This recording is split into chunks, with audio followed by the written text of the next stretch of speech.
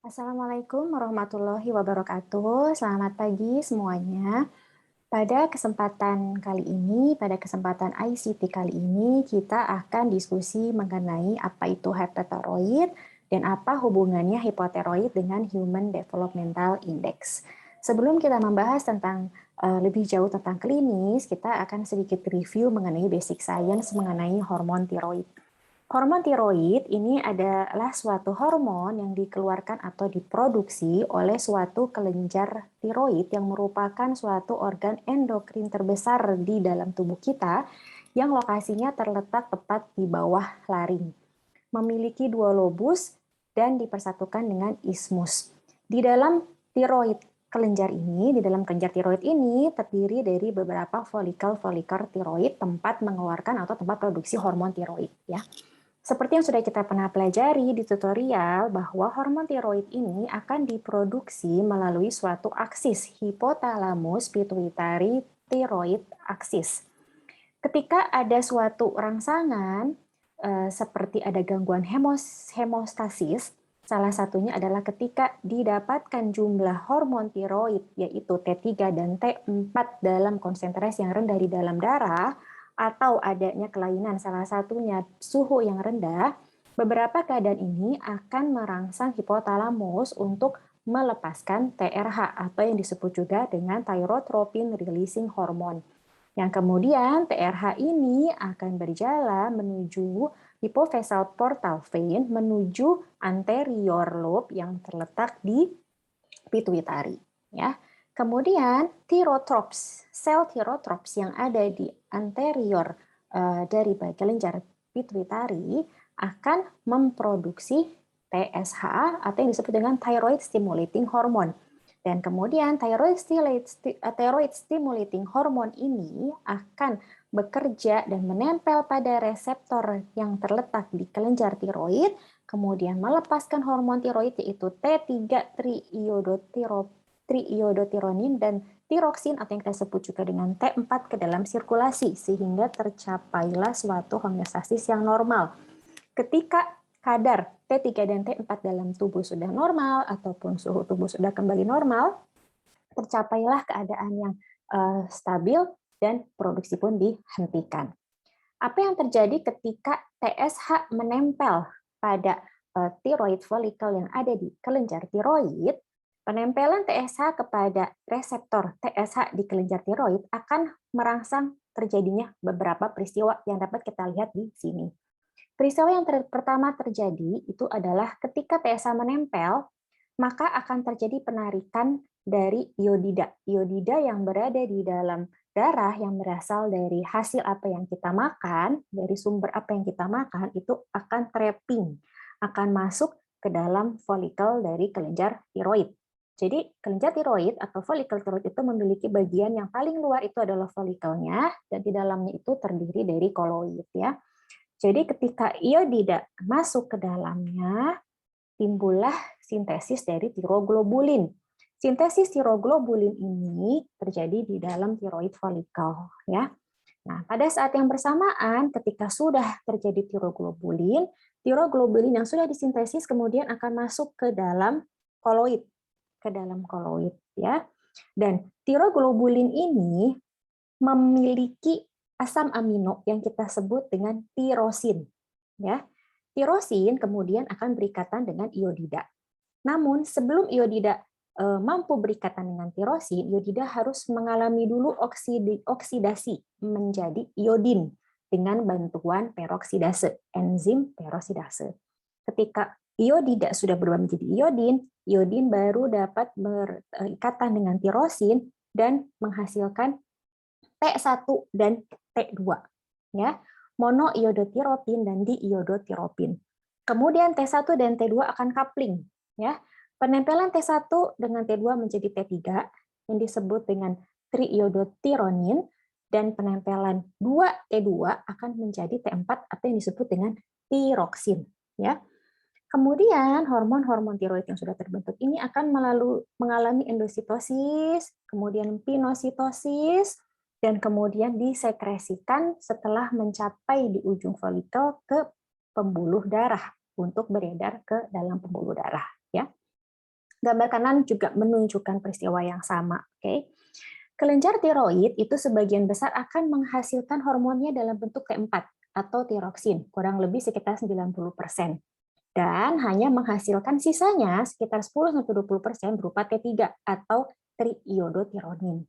Namun, di antara T3 dan T4 ini, justru T3 lah yang memiliki metabolik aktif yang dapat berespon terhadap masing-masing reseptor yang ada di tubuh kita. Oke, kita bisa lihat di sini. Nah, jadi ketika sudah dilepaskan ke perifer, hormon dari tiroid yang mampu berikatan dengan reseptor-reseptor yang ada di jaringan tubuh kita adalah T3 atau yang kita sebut secara aktif metabolik. Karena jumlahnya sedikit diproduksi, sehingga T3 yang kemudian nanti akan menempel pada reseptor di jaringan itu adalah hasil deiodinisasi dari T4. Jadi T4 akan mengalami pengurangan satu iodin menjadi T3. Baru kemudian T3 menempel atau berikatan dengan masing-masing reseptor.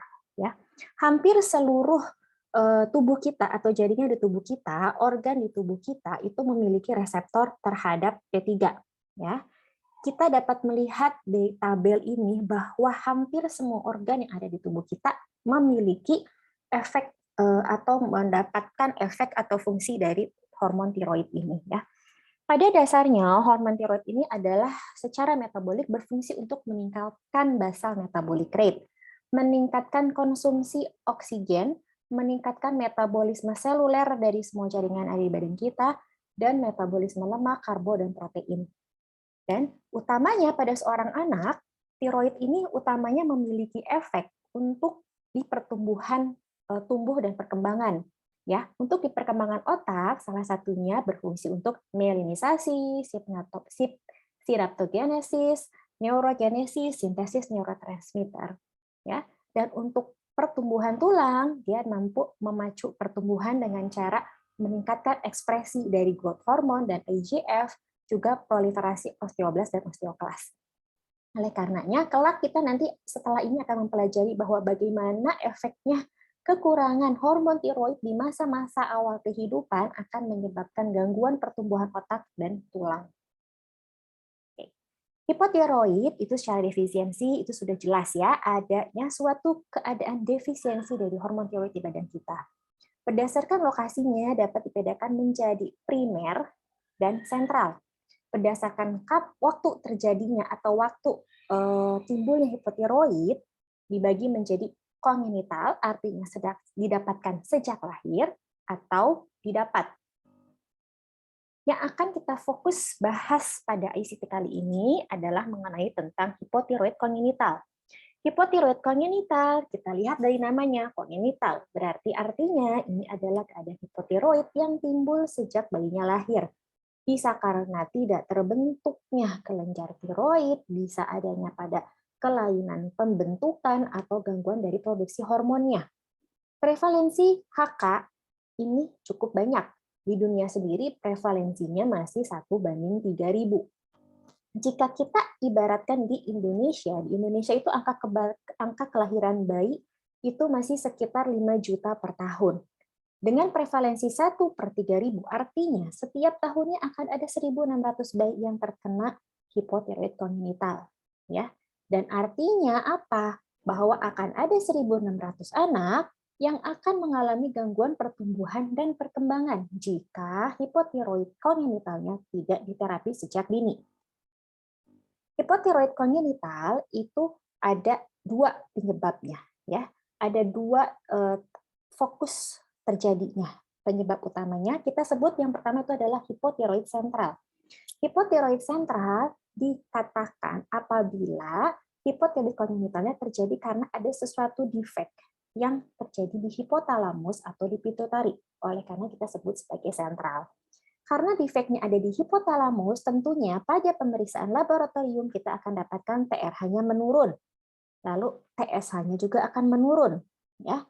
Karena TRH dan TSH menurun, tentu hormon tiroidnya berupa T3 dan T4 akan menurun.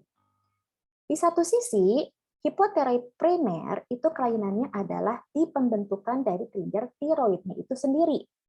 Dan biasanya tidak ada masalah. baik di hipotalamus ataupun di pitari.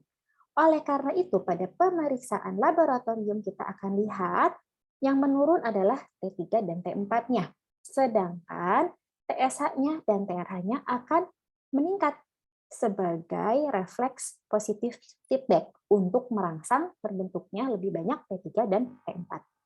Penyebab tersering dari hipotiroid primer itu adalah permanen. Permanen artinya memang ada kelainan bawaan yang tidak dapat diterapi yang menyebabkan anak tersebut harus bergantung pada suplai hormon tiroid eksogenus. Ya. Penyebabnya 80-85% itu adalah disgenesis tiroid, yang artinya tiroidnya tidak terbentuk secara sempurna atau tidak terbentuk secara baik, dan dishormogenesis sekitar 10-15%, yang artinya hormon tiroidnya terbentuk namun tidak dapat berfungsi dengan baik. Transien itu artinya sementara. Contoh pada kasus ibu yang sedang hamil kemudian meminum antitiroid, atau pada daerah endemis yang kekurangan garam yodium, ya, atau justru paparan yodium berlebih. Misalkan pada bayi yang baru lahir yang mendapat paparan betadin terlalu banyak, persiapan ibu yang akan melahirkan secara seksual dengan mengoleskan betadin atau antiseptik yang terlalu banyak, itu akan memberikan paparan iodium berlebih pada bayi yang menyebabkan nanti akan negatif feedback, sehingga T3, T4 akan turun. Namun ini bersifat transien dan nanti akan naik secara perlahan. 95% HK atau hipotiroid kongenital tidak menunjukkan gejala sejak lahir, sehingga seringkali terlewatkan dan baru terdiagnosis ketika usianya sudah besar, di mana itu sudah terlambat dan sudah tidak mudah untuk memberikan terapinya. Gejala pertama kali umumnya timbul di 2 minggu pertama.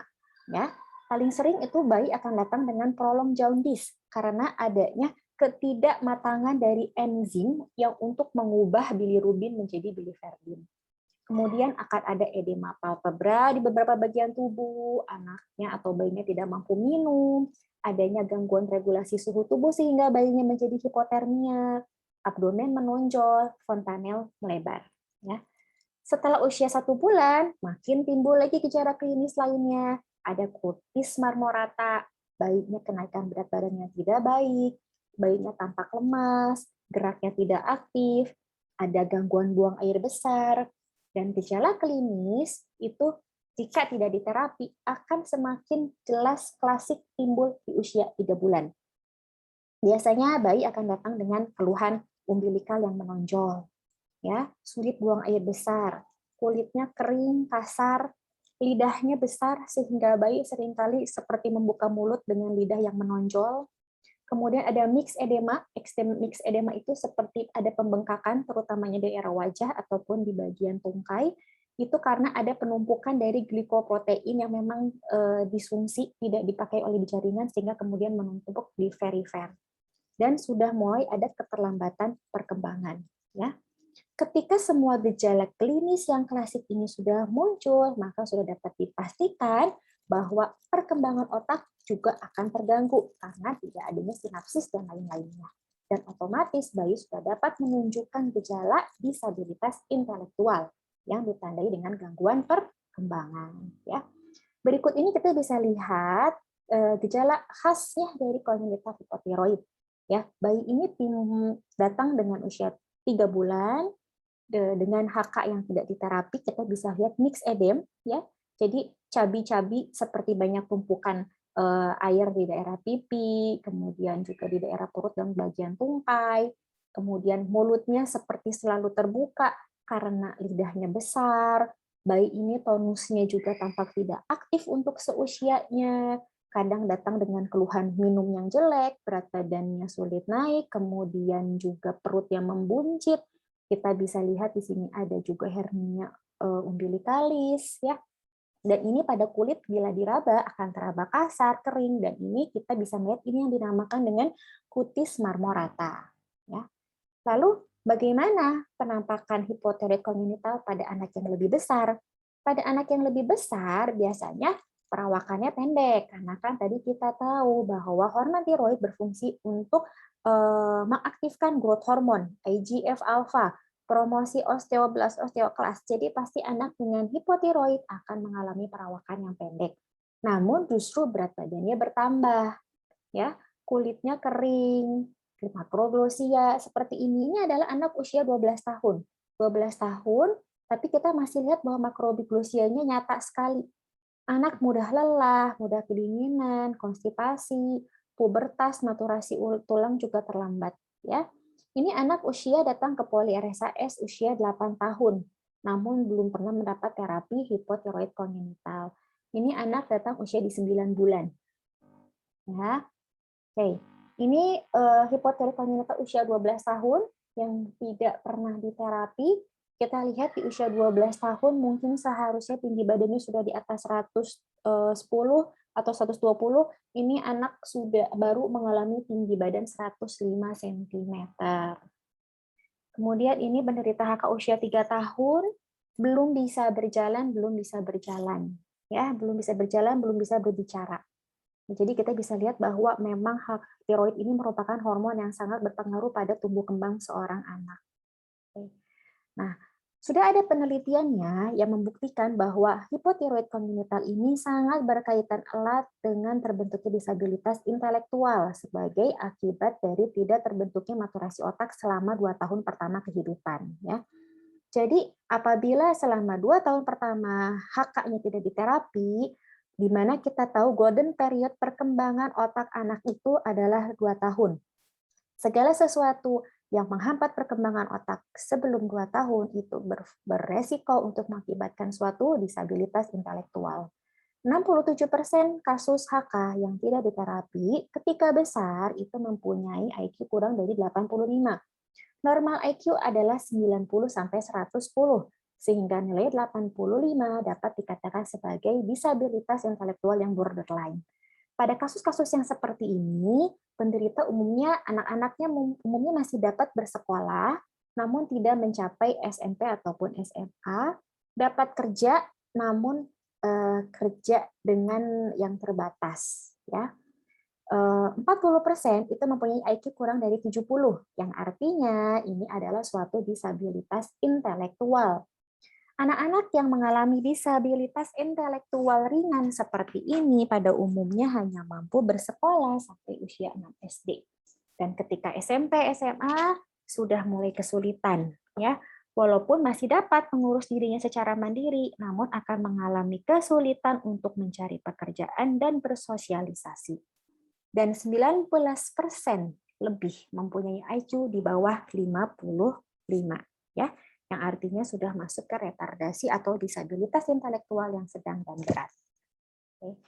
Nah, karena hipotiroid kongenital ini bisa menyebabkan disabilitas intelektual yang permanen dan dapat mengakibatkan gangguan tumbuh kembang yang berat, tentunya ini ke depannya akan berakibat pada SDM dengan kualitas yang rendah.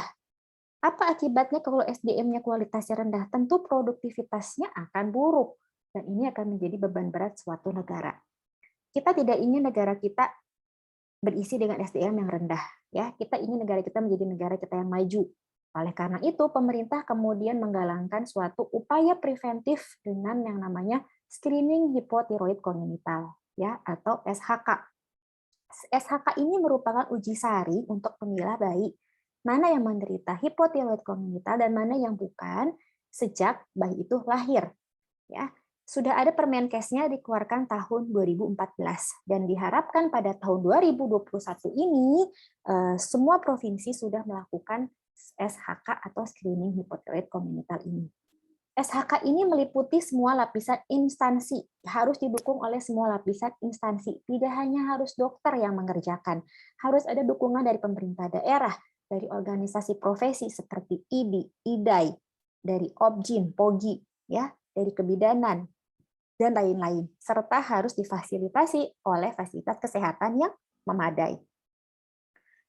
Pada SHK, kita melakukan screening neonatal pada semua bayi, termasuk yang tidak bergejala, karena seperti kita tahu bahwa 95% HK tidak menimbulkan gejala. Ya. Pada bayi yang tidak bergejala, kita melakukan screening yang dikerjakan pada usia 2-3 hari setelah lahir. Jangan di hari pertama, tapi kita kerjakan di 2 hari sampai di 3 hari atau 48 jam sampai 72 jam setelah lahir. Ketika kita dapatkan dari screening itu yang kita nilai adalah TSH. Bila TSH-nya lebih dari 20, maka kita harus mengkonfirmasi dengan pemeriksaan TSH dan free T4 serum. Ya. Lain halnya, bila bayi menunjukkan gejala sejak lahir, gejala HK yang khas sejak lahir, kita tidak perlu lagi melakukan screening. Kita harus langsung konfirmasi dengan TSH dan free T4 serum. Apabila didapatkan TSH-nya tinggi, di atas 20, dan free T4-nya turun, maka sudah dapat didiagnosis hipotiroid primer, sehingga harus segera diterapi. Ya. Ini adalah sekilas bagan ya, supaya kita dapat mengerti bagaimana sih mengerjakan SHK ini. SHK ini pengambilan sampel darahnya itu dilakukan dengan cara mengambil setetes atau sejumlah tetes darah dari bagian tumit kaki bayi ya usia 2-3 hari. Biasanya kita kerjakan di tumit bayi, kita lakukan tindakan aseptik, kemudian kita tusuk dengan lancet, seperti ini lancet ya. Kalau tidak ada lancet boleh dengan spet atau dispo 1 cc. Kemudian kita remas darah bayi kaki bayi di dalam posisi di bawah ya. Kita tekan sampai darahnya menetes, sudah mengumpul dan menetes, kemudian kita teteskan di kertas saring yang sudah tersedia. Ya, kita isi tetesan darahnya sampai mengisi penuh lingkaran yang ada di sini. Kita keringkan, ya. Kemudian kita isi lembarannya beserta identitas bayi, kemudian kita kirimkan ke laboratorium setempat yang sudah mendapatkan izin untuk melakukan screening hipotiroid kongenital.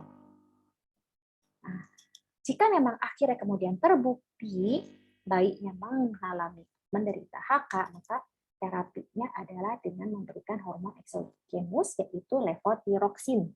Indikasi memberikan levotiroxin apabila TSH tinggi dan T4-nya rendah atau normal, atau TSH-nya tidak ada data misalkan, tapi free T4-nya rendah di bawah normal menurut usia, atau free T4-nya normal tetapi TSH-nya lebih dari 20 unit per mililiter dalam 2 kali pemeriksaan, itu kita sudah berikan levotiroxin. Ini kondisi yang kita sebut sebagai hipotiroid subklinis. Ya. Berikut adalah dosisnya. Dosisnya itu diberikan seumur hidup kalau memang hipotiroid kongenital, dengan dosis yang akan berbeda seiring dengan usia anak. Apa yang harus dipantau? Yang harus dipantau selama terapi adalah tentunya pemantauan nilai TSH dan free T4. Selama terapi kita harapkan dalam 2 minggu pertama terapi itu sudah mampu meningkatkan nilai free T4 ke dalam batas yang normal, bahkan dikatakan setengah di atas batas yang normal. Tujuannya apa? Tujuannya untuk mengejar ketertinggalan pertumbuhan atau perkembangan yang sudah dialami sebelumnya. Ya. Kemudian kita juga pantau pertumbuhan, termasuk status antropometrinya, umur tulangnya, status pubertas, perkembangan anak juga harus selalu kita pantau. Pada bayi kita melihat bagaimana perkembangan sensori, motorik. Pada anak yang lebih besar kita mulai menilai bagaimana kognitifnya, kita dapat mengetahui salah satunya dengan cara bagaimana prestasinya di sekolah, bagaimana tingkat kehadirannya, apakah terdapat gangguan tingkah laku atau tidak. Dan pada anak yang lebih besar, kita perlu memberikan edukasi untuk meningkatkan ketaatan minum obat, karena obat ini harus diminum seumur hidup. Kita lihat di sini, sebelah kiri ini adalah kasus yang belum diterapi, sebelah kanan adalah kasus yang sudah diterapi. Kita bisa lihat ya bahwa makroglosianya terlihatnya berkurang, mix edemanya mulai berkurang ya. Ini juga anak di RSAS datang 9 bulan didiagnosis HK, kemudian rutin menjalani terapi, dan di usia 3 tahun bisa mencapai tumbuh kembang yang optimal. Tadi kita bicara mengenai hipotiroid kongenital, tapi kita tahu bahwa hipotiroid itu tidak semuanya kongenital. Ada yang kita sebut dengan hipotiroid didapat atau acquired hypothyroidism. Hipotiroid didapat harus selalu kita curigai pada setiap anak dengan kecepatan pertumbuhan yang menurun tanpa disertai penurunan berat badan. Jadi, anak ini kalau kita plotting atau kalau kita lihat status antropometriknya, tinggi badannya mentok, tidak pernah tumbuh atau cenderung stabil. Ya, jadi anaknya akan mengalami short stature, namun berat badannya dilihat dengan kurva berat badan terhadap usia justru mengalami peningkatan. Itu kita curiga ada kelainan hormon. Contohnya adalah salah satunya adalah kelainan hormon atau kekurangan hormon tiroid. Umumnya tidak menyebabkan gangguan perkembangan yang permanen karena biasanya apabila yang didapat ini sifatnya adalah transien dan apabila terjadinya di atas usia 2 tahun itu biasanya tidak menyebabkan gangguan disabilitas. Oke. Berikut pada bagian ini kita bisa lihat beberapa penyebab dari acquired hypothyroidism. Kita akan membahas sekilas yang memang kasusnya sering, ya. Kasus hipotiroid didapat yang sering dijumpai itu adalah tiroiditis Hashimoto. Ini insidensinya 0,3 sampai 1,5 kasus per 100 populasi per tahun. Merupakan suatu spektrum penyakit autoimun, ya, sehingga seringkali disebut juga sebagai tiroiditis autoimun. Kita dapat mencurigai suatu keadaan tiroiditis Hashimoto apabila terdapat struma. Ya, jadi pada tiroiditis Hashimoto gejala utamanya adalah struma. Namun tidak selalu hipotiroid manifestasi klinisnya. Terkadang pada kasus-kasus awal bisa eutiroid, masih normal. Kemudian bisa menjadi hipertiroid, kemudian menjadi hipotiroid. Ya. Dan tentunya karena ini suatu kasus autoimun, jadi diagnosis akan ditegakkan bila didapatkan penanda autoimun. Contohnya adalah anti-thyroid peroxidase antibody atau yang kita sebut dengan anti-TPO dan TSH reseptor antibody. Jika kita menemukan kasus ini di lapangan, segera rujuk ke dokter spesialis anak konsultan endokrinologi untuk mendapatkan dosis levothyroxine. Oke. Lalu apa hubungannya antara hipotiroid dengan Human Developmental Index? Human Developmental Index atau indeks pembangunan manusia itu merupakan suatu indikator penting untuk mengukur keberhasilan suatu rencana atau suatu upaya untuk membangun kualitas hidup manusia. Jadi, suatu negara apabila ingin mengetahui bagaimana kualitas dari masyarakatnya atau dari bagaimana kualitas dari penduduknya itu dapat digunakan indikator IPM ini, ya. IPM ini menilai 3 parameter: kesehatan, pengetahuan, dan ekonomi. Kesehatan kita lihat dari berapa lama usia harapan hidup di suatu negara, pengetahuan bagaimana harapan lama sekolah di suatu negara, dan ekonomi kita lihat bagaimana tingkat konsumsi per kapita per tahunnya di suatu negara, ya. Indonesia pada tahun 2020 IPM-nya meningkat sekitar 71,94, ya. Dikatakan tinggi, ini Indonesia termasuk yang cukup tinggi sebetulnya, kan batasnya adalah 70, ya, batasnya 70. Jadi IPM kita ini mengalami peningkatan sampai di atas 70 itu pada tahun 2020. Kita lihat dari segi kesehatan, tahun 2020 umur harapan hidup adalah 71,47 tahun, ya. Rata-rata harapan lama sekolah itu harapan 12,9, cuman rata-ratanya kenyataan pada sekolah di 8 atau 9 tahun. Artinya SMP. Setelah SMP jarang yang sebagian besar berarti jarang melanjutkan ke SMA, ya. Ini pengeluaran per kapita, pengeluaran per keluarga per tahun sekitar 11 juta, ya. Nah, negara apa ya dari Indonesia ini, kota mana yang IPM-nya tinggi, ya? Yang hijau ini termasuk yang IPM-nya tinggi, ya. Paling tinggi itu ternyata ada di Jakarta. Ya, kemudian kita nih Jawa Barat ada di 72,09, Jakarta 80. Dan di beberapa negara Indonesia lainnya ternyata IPM-nya masih rendah, di bawah nilai ambang-ambang, di bawah nilai rata-rata. Jadi masih dikatakan IPM-nya rendah. Kualitas sumber daya manusianya masih rendah. Ya. Bagaimana IPM-nya Indonesia ini dibandingkan dengan negara-negara lain, terutamanya di Asia Tenggara, Indonesia ini menempati urutan ke 107, ya. Jadi masih di bawah sekali, ya. Jadi kita harapkan sih dari ICT ini kita bisa membuka insight, ya, mendapatkan pengetahuan bahwa hipotiroid ini merupakan salah satu penyebab gangguan tumbuh kembang. Terutamanya adalah bila hipotiroid yang terjadi itu adalah hipotiroid kongenital, ya. Sehingga sangat penting mendeteksi dini suatu hipotiroid kongenital. Dan kita harapkan terapinya itu dilakukan sebelum usia 1 bulan. Ya.